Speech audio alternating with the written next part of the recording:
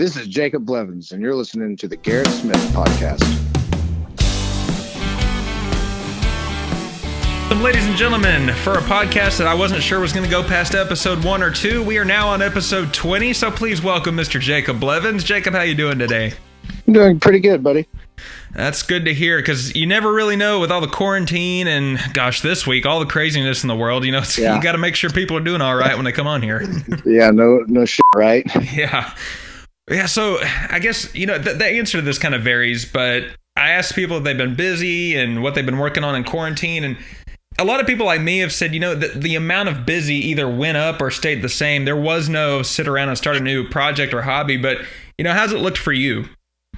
Dude, not much has changed on my end. I recorded the album with Jason Custer because, you know, I wasn't going to be able to play shows or anything like that. So thought as might as well use some time off from shows and be able to put out just the acoustic album. So that's what I spent with it. But I was quote unquote essential. So, I mean, I was working every single day of the week. I never had one day of quarantine in my entire life. So it's just everything stayed the exact same for me.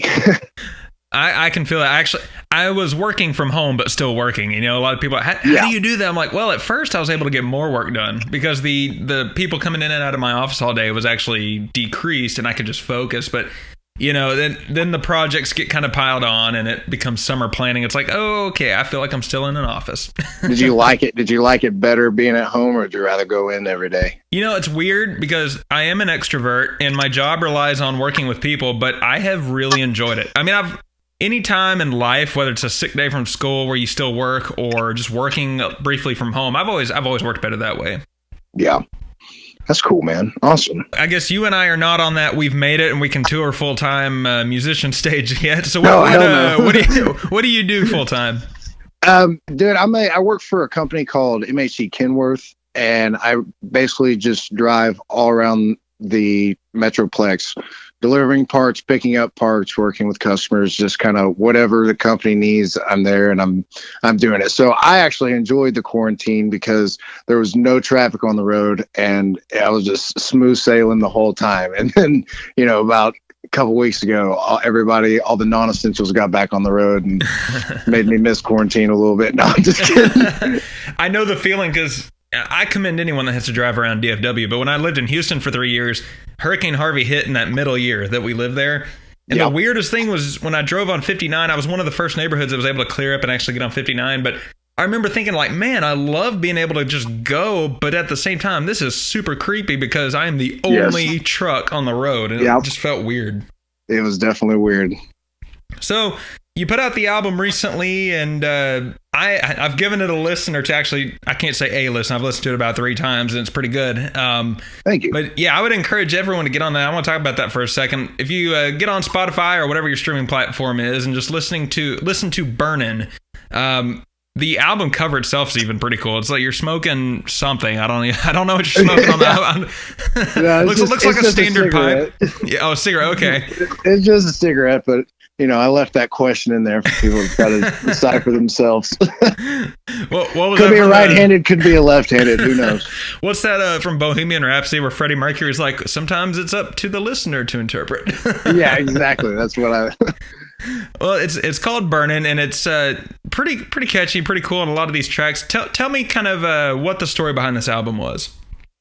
So, you know, I had been wanting to put something out for a while.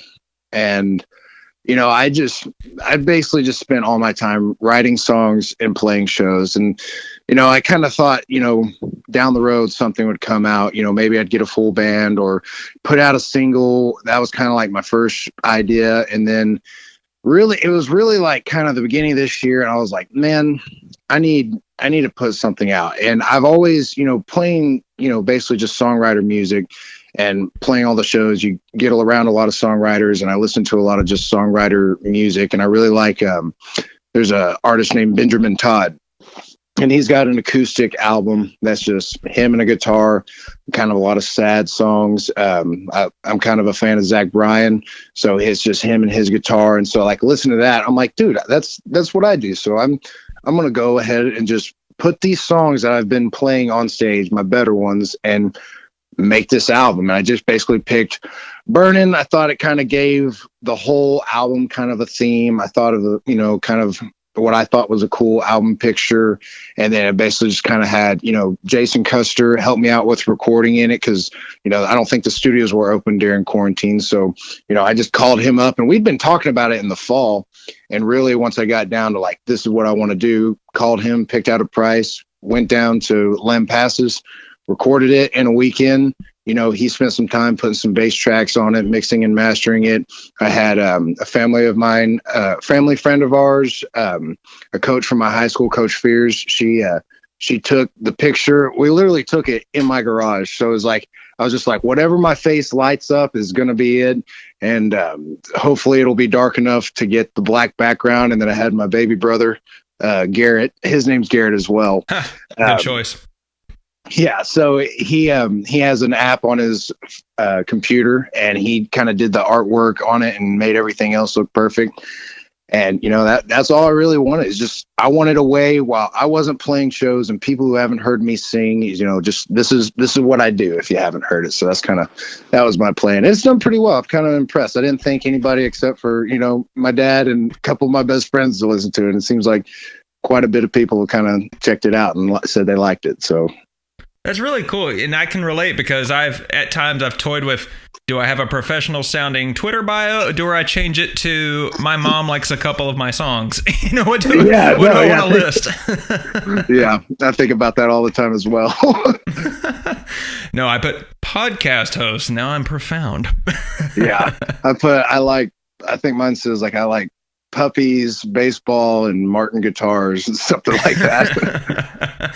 Well, with everything going on in the world right now and the way social media looks, it's good to have puppies and guitars and things like that on our I think so. And I miss baseball so much. Oh gosh, I wish they would start playing so I can watch the Rangers lose. But hey, shout out to RJ Paxton.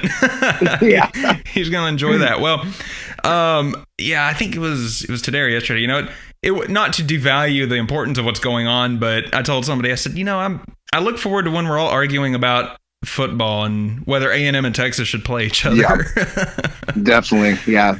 Simpler times, right? Yeah. It'll get there.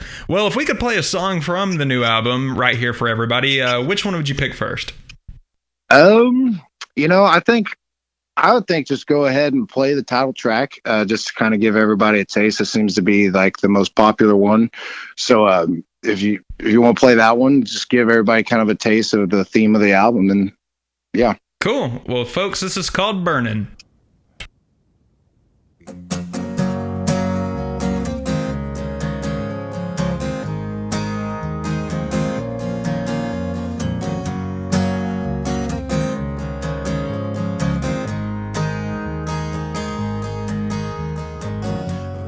Pack of cigarettes creating cancer in my chest. An empty heart filled with misery.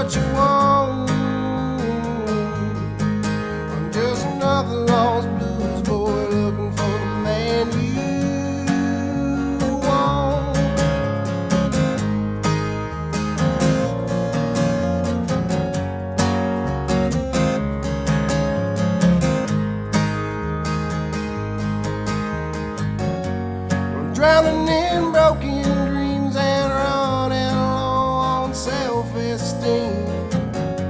Well, I'm getting by and wanting more. Well, should I have turned the page, or should I have stayed the same? Well, it's something I just can't ignore. 'Cause on the outside I'm burning, on the inside I'm screaming, but no one gives a shit anyway. Well, you know I try to numb the pain without going insane. Well, I guess you can't get what you want. I'm just another lost blues boy looking for the man you want. Oh, the man you want.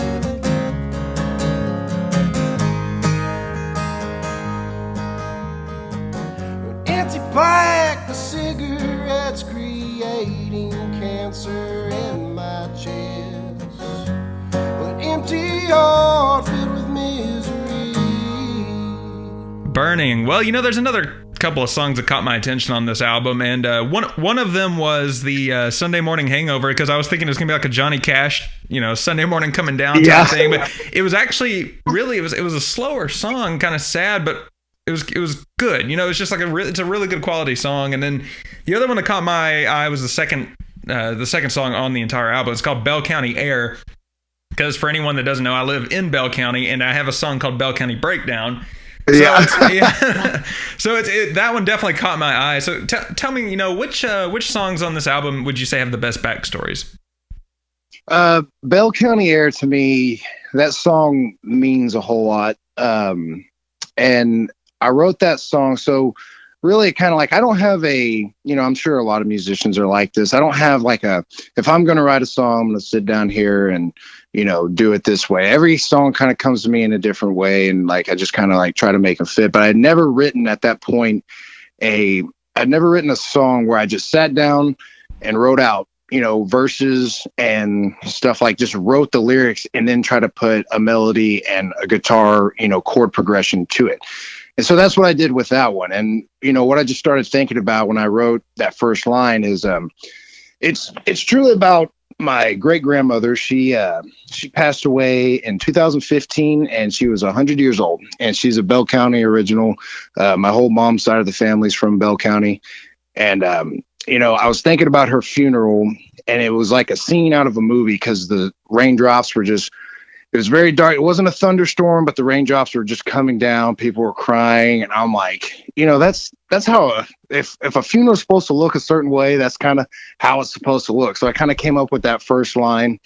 And then the funny part is the chorus is, I can mix it up, but the chorus is actually kind of like my reference to Harry Potter, because I'm a huge fan of Harry Potter.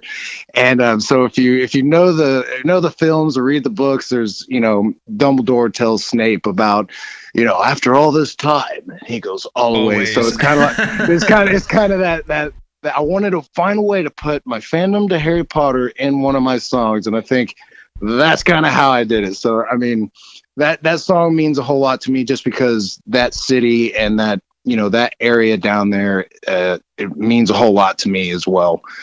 And so and I've always said since I was a kid, or especially when I got into college and started drinking, and I had friends come down there to party, I was like, dude, there's something in the air down here to get you drunker, man. I would swear by it. We'd have the best times down there. And so that's kind of why I called it Bell County Air. Did you go to UMHB? No, sir. I went to Tarleton State. Oh, okay. I was about to say, if you went to college down here, said the Baptists are going to come shut us down. But yeah, no. I say that as somebody who got his first degree at UMHB. So okay, all right. Yeah, I when I was getting out of high school, I was playing baseball, and I actually went to Midland College. It's the best baseball program in the nation for junior college. Take it to the bank. But yeah, I went to Midland College, and then after 2 years there, I went and played a year at Tarleton State, and then I was like, I'm done. I'm gonna go play music and be a college kid, and I graduated in 2018. So yeah, that's cool. Yeah, I think I kind of rearranged my order of the way things were going to go here, but I think we should play that one as the second song and then jump to some of these other questions. What do you think? Yeah, go ahead. Awesome. And I look forward to hearing this song for not a second time, but like hearing it again for the first time, knowing that there's a Harry Potter reference there. Yeah. Because we, on the episode with Genevieve Allen, we actually had it was a Lord of the Rings reference come out. So now we've got Harry Potter. I just need to get some Star Wars going and we'll have the whole trifecta. Well, this is Bell County Air.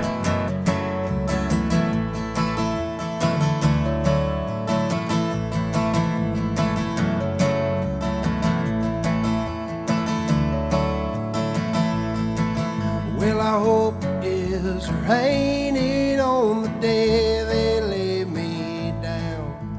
So it can hide your tears as it drops at the ground. And it'll sting for a little while, but time passes on, and I'll send you love from the great beyond.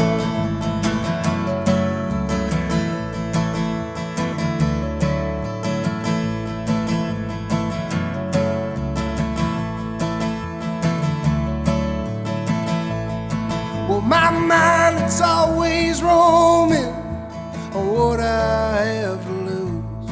Well, empty thoughts and broken promises we always overuse. So don't you worry, darling, no, don't you be afraid. 'Cause it's a life of sin with a mortal man is more than I can take. And after all this time, I still love you. Because after all, what soul was once brand new.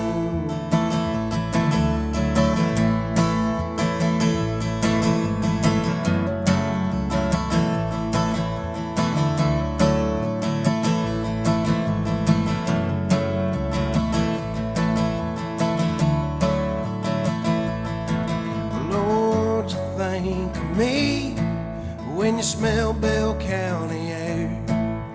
You send some hymns up to the sky for the whole world to hear. Oh, and keep me on your mind every time you raise a glass. Well, and bury me on my chest for the world to kiss my ass. Well, and after all time, I still love you. Because after all, what soul was once brand new.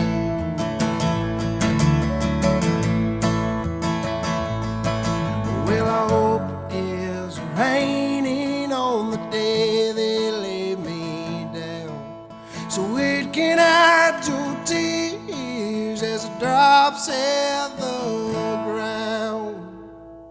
Bell County Air. So that's two of us here who have Bell County themed songs. We need to get the radio down here to actually play them. Hell yeah, man. Hint, listeners, do your thing. So take me through your story as a musician. You know, you've given me some of your background from where you grew up and family, but who are some of your early influences and kind of where you got your start? Yeah. So,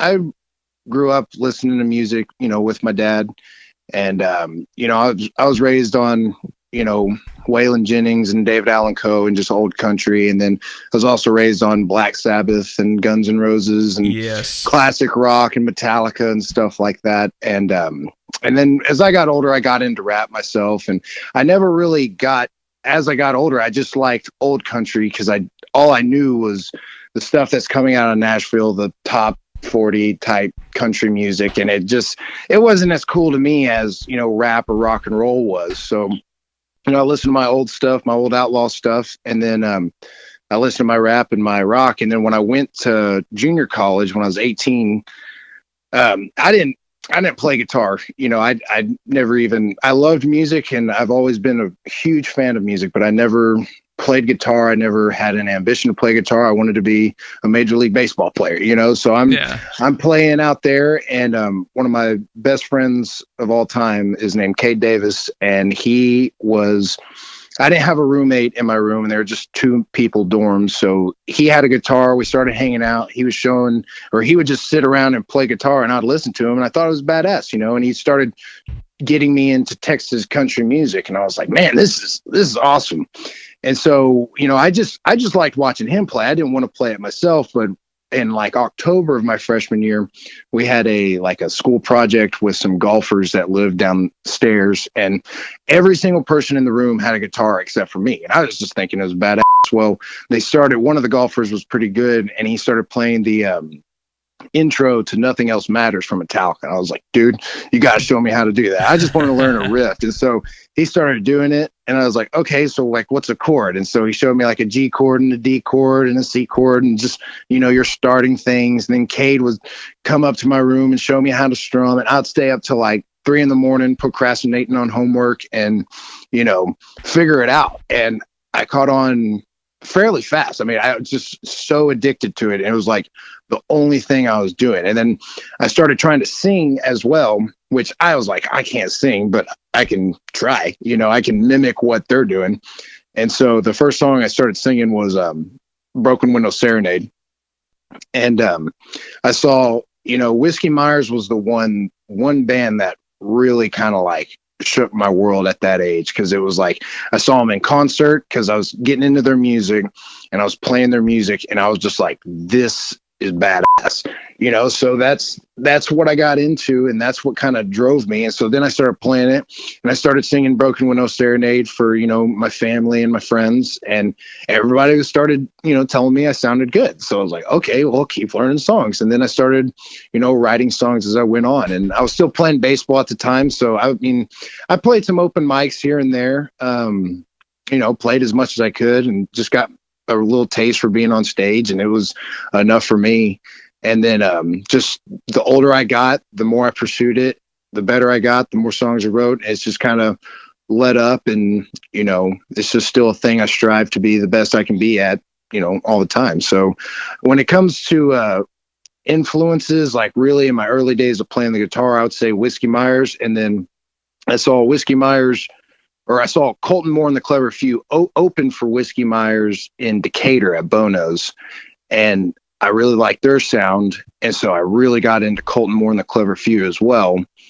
And I had no idea who they are. I just happened to be opening up for Whiskey, and I was like, oh, these guys are badass as well. And then I went to later that summer, I went to Waco and saw Whiskey Myers open for the Toadies, and I knew who the Toadies were, but then I got into their music, and they're kind of 90s rock and that kind of voice, and just that sound, that rock and roll sound they got. And so it's just kind of the mix of those 3 guys really kind of was what I was chasing after when it comes to music. So besides for, of course, Willie and Waylon and David Allan Coe and all those kind of guys that I love country wise, those were the ones that really drove me to play guitar when I started. That's really cool. And I would add to that I am a diehard Guns N' Roses junkie. Okay, yeah. And so, I grew up, my parents would have country music in the car. I grew up in the 90s, so it was that really good 90s twang country. And then they had a lot of Christian music in the car too. But rock is sort of the thing I sort of picked up on my own. And man, AC/DC was my band for a while through high school, and then got into college and out, and really Guns N' Roses and Scorpions became my 2 biggest, all out, love those. Which, by the way, if anyone wants another podcast out there, I recommend Wind of Change. It's a podcast about whether or not the CIA actually had a hand in writing Wind of Change for the Scorpions as a propaganda piece in the Cold War. I'm not a tinfoil hat wearer, so to speak, but I had that tinfoil hat on for that. I mean, it was a wild ride, but, so I always try to tell my band, I'm like, I want to play Mr. Brownstone. and I have yet to get a band together that's gonna play it. I mean, there's always at least one or two guys who are like, dude, this is something else. Oh, dude, I got a funny story about Mr. Brownstone. When I was like, my dad, we'd be in the car, like my whole family, my brother, my mom, my dad, we'd be in the car when we were younger, and when my old man's a real motherfucker comes up, he would turn the volume down real quick so it didn't piss off my mom. And so I got into Guns N' Roses, and it's just me and my mom in the car one day. We're driving down the road, and I'm jamming out to Brownstone, and all of a sudden I'm like, oh, I'm going to do what Dad does, and I'm going to turn it down. Well, I turn it the other way, so it's like my old man, real motherfucker, and it like blares the F word. And my mom's like, Jacob! I'm like, I'm sorry. Axel said it, not me. Yeah.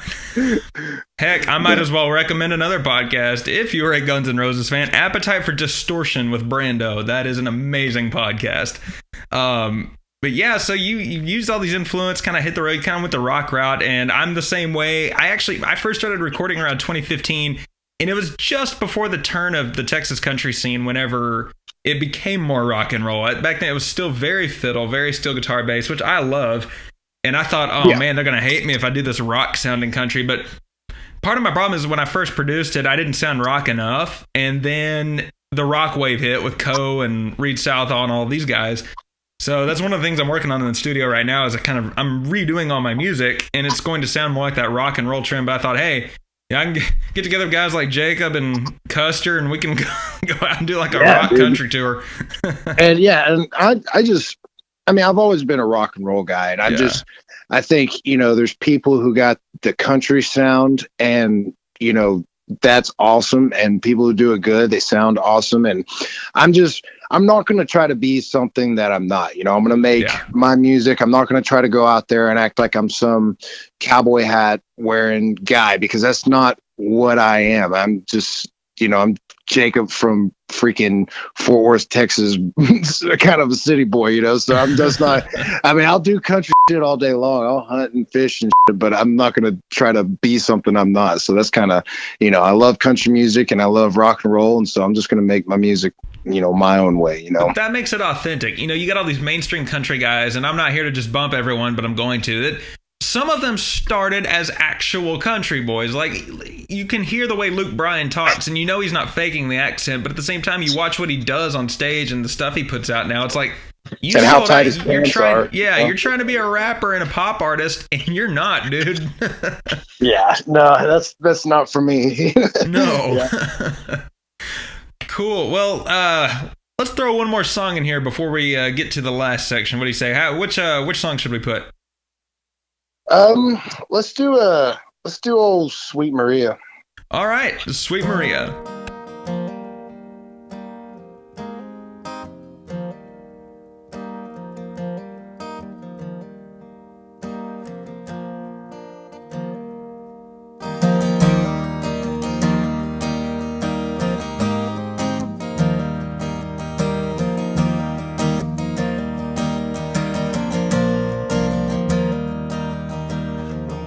Down to the bar and thinking over what I've done.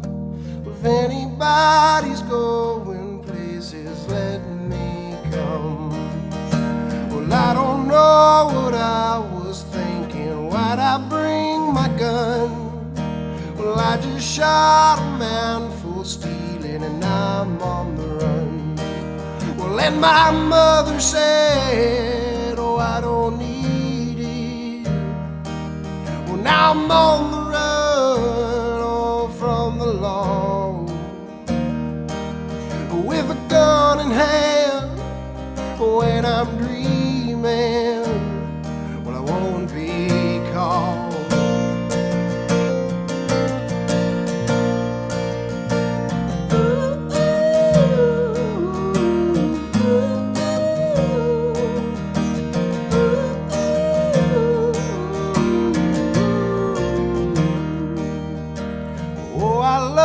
Sweet Maria, and the way her eyes did shine.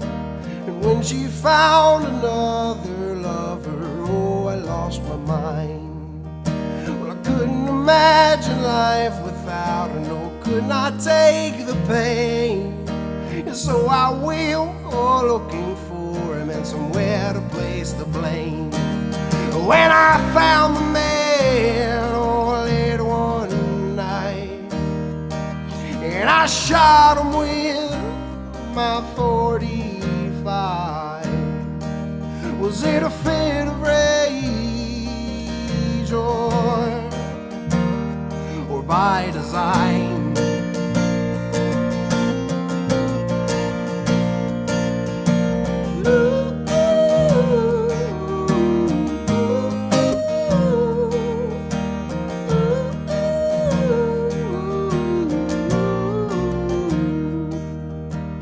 Going down to the bar and thinking over what I've done. If anybody's going places, let me come. So, what are some of your favorite venues and towns to perform? Well, I definitely, being a Tarleton kid and, loving the city of Stephenville, Bostocks is my go-to bar. It's kind of like my home field. I play there. Honestly, it's like all the time. I'm always playing there, but it's just, I know the bartenders there. I have so many friends there. I got drunk there so many times in college. It's just my favorite place to go to. And both my parents went to Tarleton and graduated from Tarleton as well. My wife graduated from Tarleton. My baby brother's going there right now. So we run deep in Stephenville. And so just any excuse I get to go down there, I'm going to take. And, just the Bostocks itself is such a great venue. I've been playing at the Horny Toad Cafe in Denton for a while. It's just like a nice little restaurant bar kind of deal. And they got a nice little outside patio. And then really it's kind of just, I have a little connections here and there, and just whenever someone says, hey, you want to play this gig here, I'll kind of go around. I played in the Thirsty Armadillo in the Stockyards is another one that I've kind of played at quite a bit, and I like playing there. And so it's just, wherever I get gigs, I take them. That's kind of how I am. It's kind of the name of the game too. Yeah. Especially sure. Right now. I still feel bad. I meant to do this 2 nights ago. I meant to send my booking emails out, but part of me is still kind of like, man, some of these places, they still can't open past 25 to 50%. And here I am saying, hey, you want to pay me my rate to come play at your business has been suffering? It's like, I feel bad doing it, but then again, I have to. So it's, I don't know. Got to figure out some sort of deal to make with everybody. Say, hey, how about book me twice and I'll do the first one half off or something. Then maybe I'll feel better. Yeah, totally. So one thing I meant to ask earlier, we talked about a lot of your different videos, or I'm sorry, different songs, and I meant to ask you, which one would you do a music video to if you could pick one? So, I've kind of been thinking about this question, and as kind of weird as it may seem, as much as I think about stuff like that, when I think about music videos to my song, they're not as much like MTV type styles. They're more kind of like either live videos that are very nice quality, or just kind of set up in a nice backdrop and kind of just different songs. I have a YouTube channel that's under Blevins Music, but I only got one song on there, and I'm trying to do it. I'm trying to do it right, and I'd like to be able to put out more songs like that, but I'm just still trying to figure it out and kind of make it. But when I think of music videos, I would really like to do any of them, but I would just like it to be me playing it, or a full band playing it kind of in a live setting. I've never really thought about kind of storyline music videos, and that's kind of the way it is. That's really cool. And sometimes that's the best way to do it. I know there's some bands where the music video to their song is actually the live version of it, and it's their most popular one on YouTube, or Vivo, or whatever the big timers have. I don't have a Vivo yet. I don't think the Port Aransas music video is quite there. Who knows? Maybe this podcast will be what they end up putting on there. But what are some of your upcoming ideas and projects? I mean, you just got an album out. It's kind of exhausting to put something out and immediately get asked, what's next. But if you could kind of pick some of the upcoming projects, what would they be? Well, so the album's acoustic with, a little bit of bass guitar in it. But I would definitely like to put out maybe like a full band style single, hopefully before the end of the year. try to get it out in 2020. That would be a plan. I would probably do Wishful Thinking, because just, you know, with the friend that I write with, his name's Burnin. He's got a really good kind of intro lead to it, and just kind of like the whole song sounds really good when it's kind of all upbeat and rock and rolly and shit like that. So it'd probably be that song. But, you know, that's kind of really it besides for that, and trying to get a full band together and do some full band gigs, you know, kind of wherever. But that's always something that I've really wanted to do and never quite got the right guys together. But, you know, I'm sure one day it'll kind of happen, and the, you know, pieces will align, and, you know, I'll have some guys to really get after it with, you know. Yeah.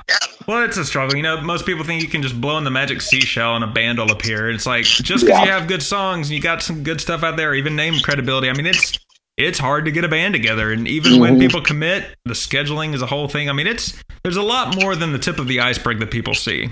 Yes. Yeah. And, you know, it's money wise too. It's hard, and travel wise, and getting guys together to practice, and getting a whole band together to sound good. I mean, there's so many things. It's like, you know, like a sports team, like a football team, or a soccer team. You just see them play, but you don't know all the workouts and the off season, and, you know, just anything that goes into it. All you just see is them play, and not all the other 90% of the shit they do, you know? Yeah. Well, where can people find your music that is out there? I mean, obviously I mentioned Spotify earlier, but, you know, there's all these different platforms out there, and social media and all that. And your Twitter handle's hilarious. What's that? My Twitter handle? Yeah, it's funny. Dude, I came out with that like literally in 2011 when I got my Twitter, or that's when it says I joined. And I was my favorite pitcher at the time was Tim Lincecum. And I just thought he was the GOAT. And he has this commercial where he's like trying to make a voicemail, you know, caller ID type thing. And he's like, "Big time Timmy Jim." And I was like, everybody called me. My dad coached at the school, so everybody called me Little Blev. And so I was just like, "Big time Little Blev." And I was just like, I think it's pretty classic. Well, now you could be a rapper, because every rapper these days is just a little something. So yeah, exactly. Well, I've got the big three finale questions. All right. The first one: if you could collaborate with anyone out there, who would it be? Okay, is this? Do they have to be alive, or can it be dead? Give me one of each if you want. I kind of like to joke. It'd be easier to collaborate with them if they're not just laying there. Yeah. Well, definitely probably Kurt Cobain. Oh, yeah. I'm a huge Nirvana fan. You know, I'm sure a lot of people would be like that, but, you know, I just think Kurt's an interesting character, and he'd be awesome to either write with or, you know, play with. And then alive, you know, I'm going to have to go with David Allan Coe. Growing up, his music for me is just like, that's what made me like outlaw music. I've listened to his live at Billy Bob's album like countless amounts of times just since I was like 7th grade. And I love David Allan Coe's music so much. And like before he died, that would be the best thing, you know? Yeah. The second one, if you could headline any venue, where would you go? So, I've been thinking about this question, and it's between two venues, but the one I would have to go with is the one I just talked about, Billy Bob's. Is just, you know, being a Fort Worth boy, and, you know, just how many different musicians have played on that stage, and how historic the venue is. And, you know, even if you get your hands on the handprint on the wall and stuff like that, I mean, that venue is just so legendary to me, and it'd be really cool to do. It's either that or Saturday night at LJT. But I think I got to go with Billy Bob's. I don't know if anyone's mentioned LJT yet, which shocks me, because I can't think of anyone that would turn that down. And yeah. I think Billy Bob's might be the third or fourth most. Yeah, probably the third most common answer to that. I think the top two are Green Hall and Red Rocks. Yeah, Red Rock, I mean, those are all great venues, but yeah, and that's why I told my wife and my couple of my best friends that I was like, which one y'all think? And they all told me I should do LJT. And I love LJT. And that is like one of my like bucket list dream kind of places to play. But if I could play like one show and it could be badass, it would have to be Billy Bob's, I think. That's a good choice. I think mine, as far as like an event, kind of like LJT, I think I would go Chili Fest. And I mean, I've actually honestly never been to LJT Fest because I've never lived in that area at the time where I was able to go. But definitely been to Chili Fest. When Leonard Skinner played there, that was a whole scene. Oh, wow. Yeah, it was. I mean, when Cody Johnson is opening for you, you know it's a big day.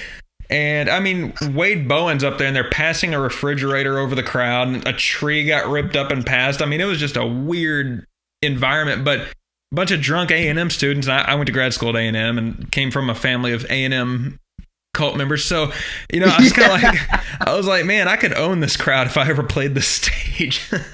Dude, yeah, that's pretty crazy. Yeah, you need to go to LJT and I need to go to Chili Fest. That would be a fun time. We'll high five on I-35 when we're passing each other. Yeah, all right. I think one thing that I should probably do, I need, whenever those festivals are back up and running and COVID's not a thing next year, Lord willing, I should go do a live podcast recording at the campsites and just kind of get some people together and just record the whole thing. Yeah, you're gonna have to do, if you did it with me at LJT, you're gonna either have to do it at like probably around like 10:30 because I'm probably gonna be sleeping in and probably really hungover or already gonna be drunk by 12. So you're just gonna have to find the AM or PM sweet spot. Maybe I'll give out free IVs at the site. Who knows? Yeah, there you can do. You can do it at the IV tent. Well, the grand finale question is: what is the funniest or craziest story you could tell from your music career so far? Okay, so legally speaking,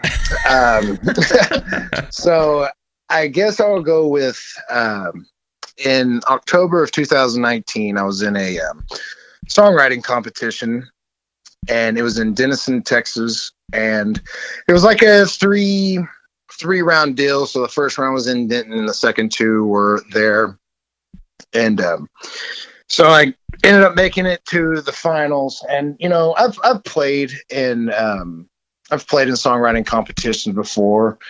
And there's nothing wrong with them. You meet so many people, and I just enjoy doing them in the first place. But I don't ever really expect to, you know, win it. You know, I just don't really expect to. It's not being negative or anything like that. There's just a lot of things that go into them. So, like I did one in the Blue Light in Lubbock, and I went up on stage, and he only played 2 songs. I was like, I'm not getting drunk. I'm going to go up there sober and play a good performance. And then like I went up there nervous as shit and sucked. So I was like, dude, this time.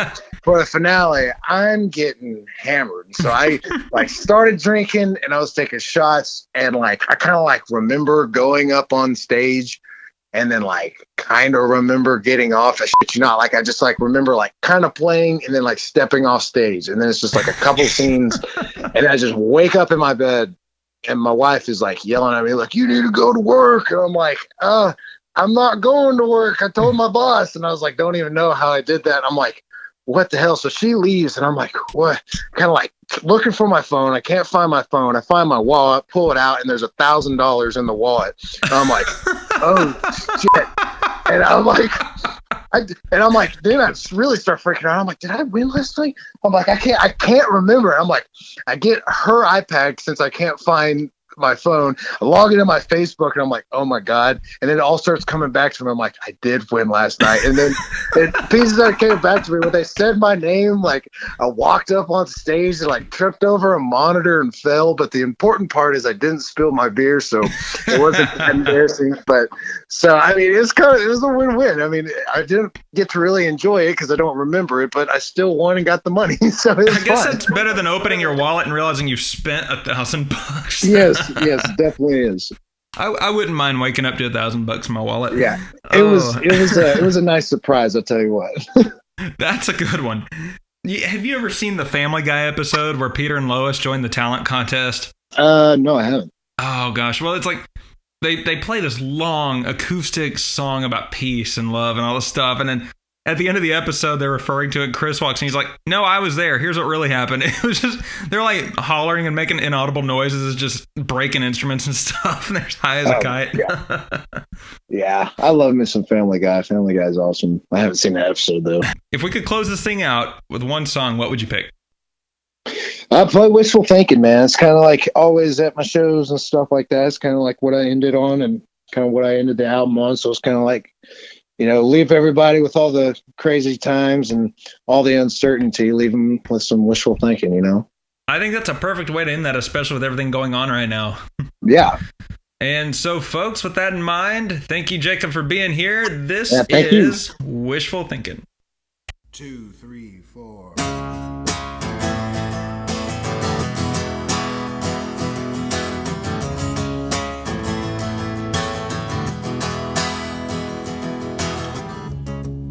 Well, have you seen the lines? Well, that stretch beyond that city limit sign. Well, they go far from this place. Oh, have I made my case?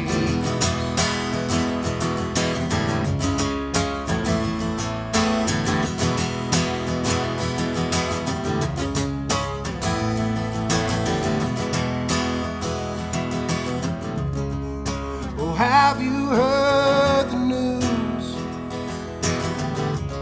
I'd be surprised if any of it's true. I wanna get up and go away, far from this pavement I chase.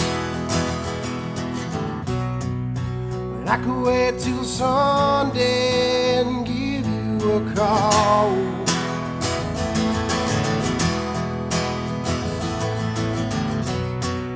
But that wouldn't do no good after all.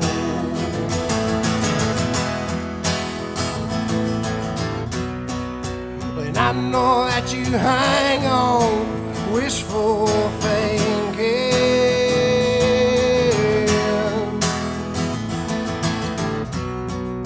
Well, don't mind me, I'm just complaining.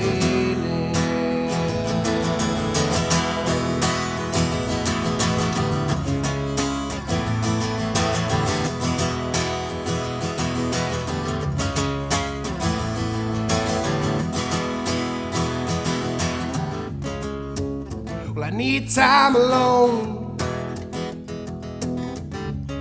Well, I need to get away from everything I've known. 'Cause my patience is running thin. Well, it's hard to find strength within. Well, and I could wait till Sunday and give you a call.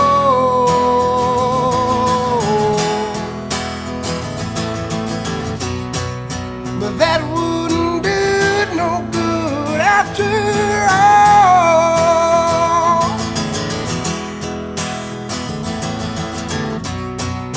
Then I know that you hang on wishful